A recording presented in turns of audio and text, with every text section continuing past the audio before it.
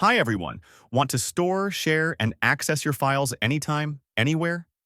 In this video, I'll show you how to install and use Google Drive on an Android phone, step by step.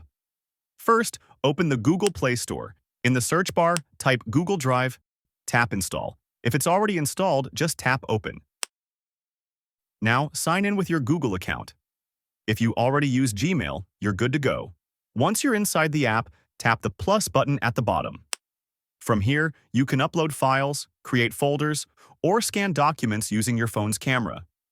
To upload a file, tap Upload, select the file, and it will be saved to your Google Drive automatically. To share a file, tap the three dots, then select Manage Access. Under General Access, change it from Restricted to anyone with the link. You can now share the file easily. If you want to remove a file, tap the three dots again, scroll down, and tap Move to Bin. And that's it.